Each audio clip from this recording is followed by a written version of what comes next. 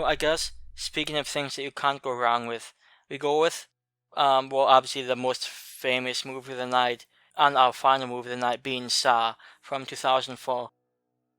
I would imagine most people know the plot. These two strangers wake up in this dirty, dingy bathroom with no clear-cut memory of how they got there, and they talk to each other, try to piece together what happened, how they're connected, and how to escape. And it's interwoven with some flashbacks of this killer-type guy who kidnaps people, puts them into traps, and has them fight for their lives. What do you think about this one, Chucky? Okay. Um, I enjoyed it. Did you happen to see this one in theaters by any chance? Yeah, I did. Yeah. So just going back to that time, I remember before I saw it in the theaters, there were a lot of people like, "Oh my god, this is, like 10 out of 10 scariest movie," or that type of thing. And I went and watched it, and I did enjoy it. And maybe this is a case of just expectations, because people really put this up, that high, to the point where I don't know. I thought it still had some issues. It was still enjoyable overall. I mean, there's a lot to like in the movie.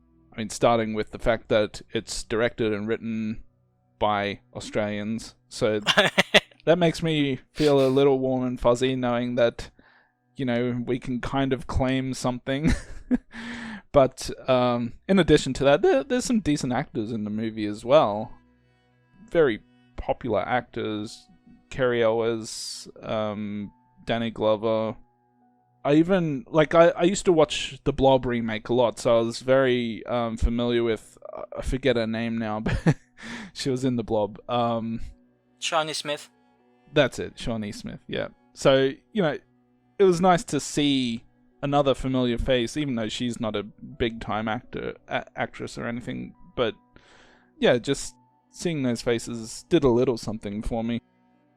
Overall, I enjoy the movie. I'm not floored by it, and to be honest, I'm not particularly... Like, a lot of people really enjoy the way the movie ends. I mean, with the twist at the end, I've never personally found that twist all that remarkable, but okay. Yeah, so I never saw this one in theaters mainly because at the time I would have been, I think, 11. Yeah, because I was born 93. I saw this movie, I can't say when I first saw it, but it was on like maybe Showtime or HBO, one of those premium stations that we happened to have free for the weekend or something like that. And I hadn't really heard anything about this movie. And I can't say for sure how young I was, but I was probably quite young. So when I first saw this movie, it blew me away. The movie may not necessarily be perfect. There's certainly some performance issues. Um, some of the acting isn't necessarily the best, and like toward the end, there's like a sort of like a I don't even know how you describe it. Like it pretty much flashes through every scene in the movie, Mm. which it's a bit much. It's like some music video type technique. And that happens a few times throughout the movie too. Like there's a camera going around, quickly making it seem more scary or something. But I thought the mystery in this movie was pretty on point. I've always been impressed with the way that they made this story work. Especially for the limited budget they had for this movie, because I don't know how much money exactly went into the making of this, but from my understanding, they made it back and then some by like hundredfold. And I think I don't know, the mystery here always intrigued me. I think I had a lot going for it. Unlike you, I found the ending like as soon as I saw the ending, and keep in mind, I was pretty much a kid at the time. If I was over 12, I would be amazed. When I first saw the ending, I was like, oh my god, that's like perfect movie. So it's not a perfect movie, but it's still easy, pretty easy 10 out of 10. Which I'm sure you couldn't expect given that my name is Jigsaw. It's not the movie that necessarily influenced my love of the horror genre. but it is probably, if I had to list my top 10 influential movies into the genre, Saw would definitely be in my top 10. And even though there's some, not necessarily iffy, but there's some portions in the movie that don't stand out that well, that maybe don't make much sense. Like, for instance, that guy who was sprayed in flammable material and then he had to find a combination on the wall with broken glass. I mean, that guy was screwed. I would just kill myself. There's no way. Like, there's no way. That doesn't even seem possible. But, hey, he had gumption.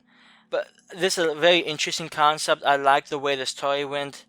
So, it's a movie that stuck with me, and part of that might just be nostalgic value. But, I just saw this, I think, yesterday when I rewatched it. And this, just a really good time with it. And it's one of those movies that, for me, is like probably always going to be a personal favorite. Yeah. Obviously, some of the traps in the movie make it very interesting. Like, I always found the one, I think it's the one that Shawnee Smith is in, where, it'll rip your head basically apart. Just the thought of being in a trap like that does up the suspense of that scene. Yeah, what sort of, I know that, all these people, quote unquote, did something in Jake's point of view to stand them there.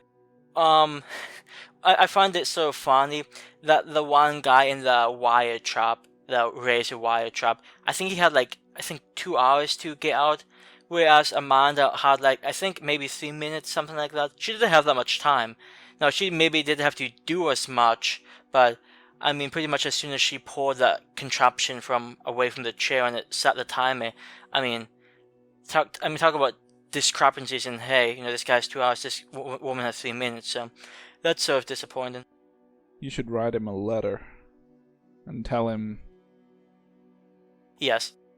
And I guess it should also be mentioned that, obviously, I think this Saw series is one of those series, maybe more so than any other horror series, which has a lot of hate. Well, hate may not be the right word, but it has way too many sequels. And there's a few other horror series that do that. I would say Wrong Turn is probably one of them. Maybe some people might say Final Destination. And I would definitely say Paranormal Activity because that had at least one movie. But this probably more so than any other series has that sort of infamous, I guess, label attached to it, which in some part, I understand.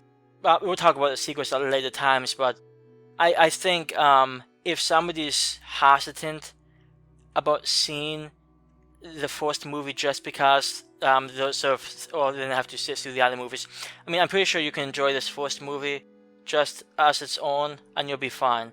And in some ways, it may even make some things better. Yeah, you can watch it and then leave it at that.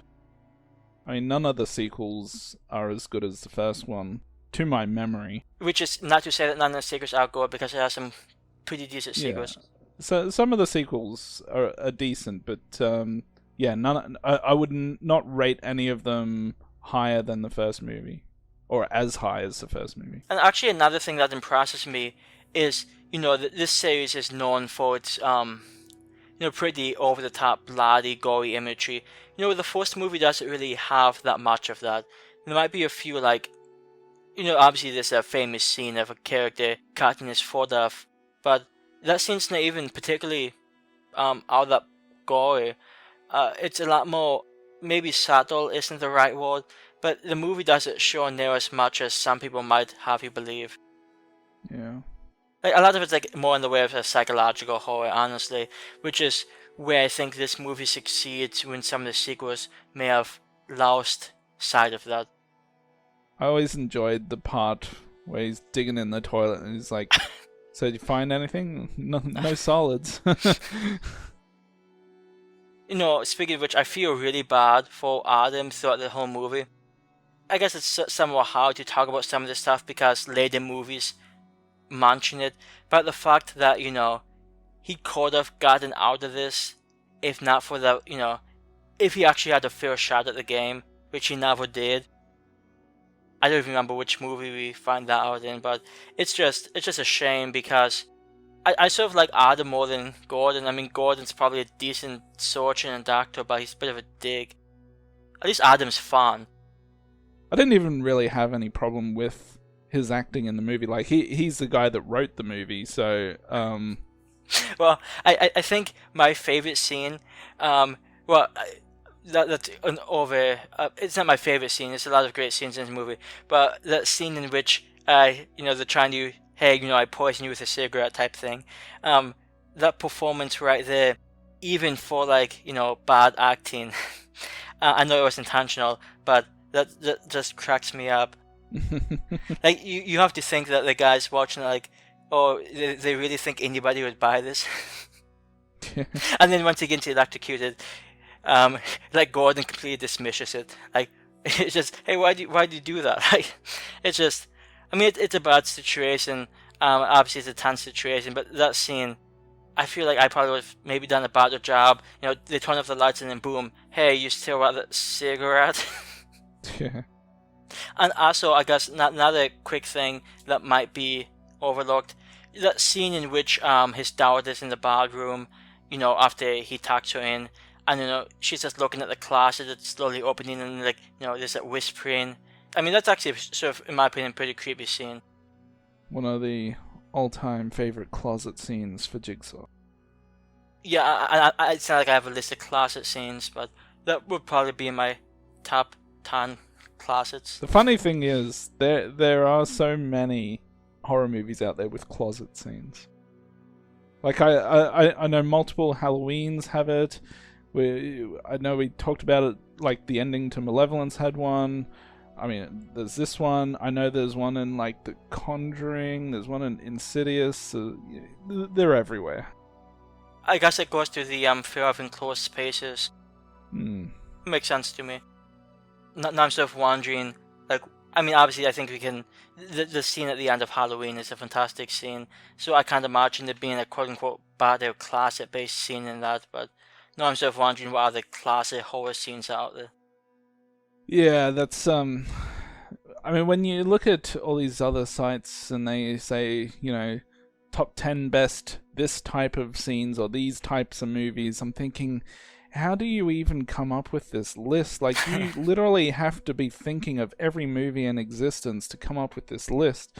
If it's a list that's auto-generated based on something you've put down when you watch the movie, I get that. But if you're just sitting there thinking, what Yeah, maybe they just used the IMDb plot keywords or something.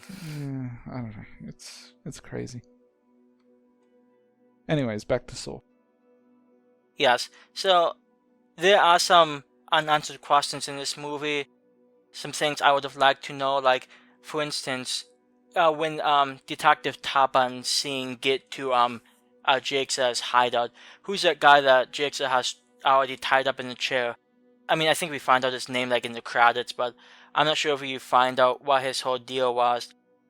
No, it's just, there's some unanswered questions, but I think the movie does a fantastic job at trying to sort of weave through this mystery, give you a bunch of suspects. It may not be the best movie made from the 2000s, but I think there's a reason why it went on to make as much money as it did and became as memorable as it did. So, for me, I'm just going to throw this movie a 10 out of 10. Because I'm Jigsaw. Come at me. Yeah. I'm not going to go quite that high.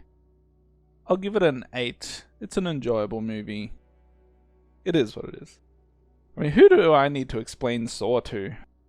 To be honest, if someone's listening to this review or this discussion and they haven't seen Saw before, I'd be highly surprised.